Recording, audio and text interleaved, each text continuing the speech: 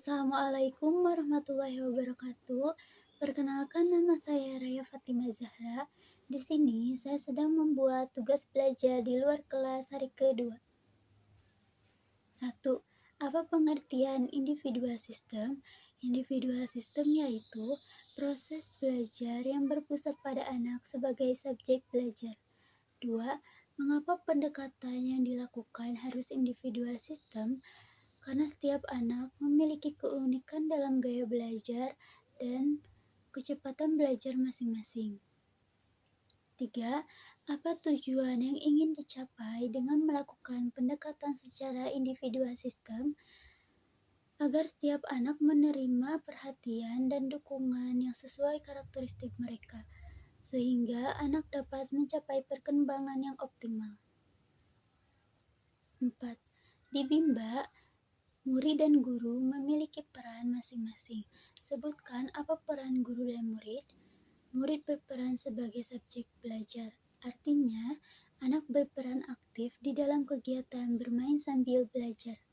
Sedangkan guru berperan memberikan motivasi dan apresiasi kepada anak. 5. Apa perbedaan antara metode individual system dengan klasikal system? Yaitu individual system yaitu berpusat pada kebutuhan dan gaya belajar masing-masing anak. Sedangkan classical system menyajikan materi yang sama untuk semua anak dengan waktu yang bersamaan. 6. Bagaimana cara yang dilakukan motivator agar dapat melakukan pendekatan secara individual system? 1. Motivator harus mempelajari dan mengenal karakteristik setiap anak didiknya. 2.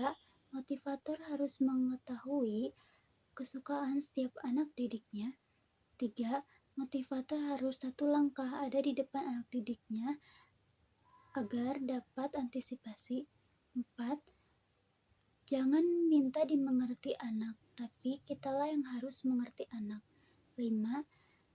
Motivator harus berikan reward dan lakukan evaluasi afeksi setiap saat. 7. Apa dampak yang akan terjadi bila pendekatan dilakukan secara individual system? Yaitu peningkatan hasil belajar dan anak dapat mengembangkan potensi diri. 8. Apa dampak yang akan terjadi bila pendekatan dilakukan secara klasikal system? Yaitu waktu yang lebih efisien, namun juga dapat menyebabkan kurangnya interaksi antara guru dan murid.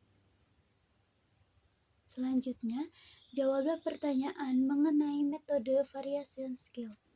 1. Apa pengertian variation skill? Yaitu kemampuan yang harus dimiliki setiap motivator dalam memvariasikan antara aspek belajar dengan kegiatan belajar. 2. Mengapa kegiatan belajar harus divariasikan? Karena anak mempunyai rentang konsentrasi yang pendek, mudah teralihkan, dan cepat merasa bosan. 3. Apa tujuan yang ingin dicapai dengan memvariasikan kegiatan belajar agar anak tidak merasa bosan, semakin tertarik, semangat, dan antusias dalam kegiatan bermain sambil belajarnya? 4. Sebutkan 3 aspek belajar. 1. Afektif, 2. Aspek kognitif, 3. Aspek psikomotorik. 5. Kegiatan apa yang termasuk aspek kognitif? Yaitu membaca dan berhitung.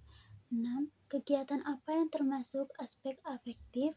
Yaitu bernyanyi, berdialog, berdongeng, dan bercerita. 7. Kegiatan apa yang termasuk aspek psikomotorik? Yaitu kegiatan fisik yang berkaitan dengan anggota tubuh. Dibagi menjadi 2, yaitu motorik halus dan motorik kasar.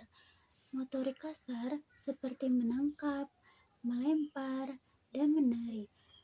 Motorik halus yaitu seperti mewarnai, menarik garis, dan menulis. 8. Bagaimana cara motivator memvariasikan kegiatan belajar dengan aspek belajar? Dengan memvariasikan aspek afektif, kognitif, dan psikomotorik. Namun, perlu menghindari kegiatan dalam satu aspek berturut-turut, kecuali anak menyukai kegiatan tersebut. Selanjutnya, jawablah pertanyaan mengenai teori dasar dalam psikologi pendidikan. 1. Apa yang dimaksud dengan the law of effect atau hukum akibat? Hukum akibat yaitu anak akan mau mengulangi kembali kegiatan tersebut tanpa paksaan dari siapapun. Kedua, apa yang dimaksud dengan the law of exercise atau hukum latihan? Yaitu anak semakin mampu dan terampil. Ketiga, apa yang dimaksud dengan the law of readiness atau hukum kesiapan? Yaitu anak akan siap ke tahap selanjutnya dan proses belajar pun akan semakin menyenangkan bagi anak. Sekian dari saya, maaf jika ada salah kata. Wabillahi taufiq wal hidayah. Wassalamualaikum warahmatullahi wabarakatuh.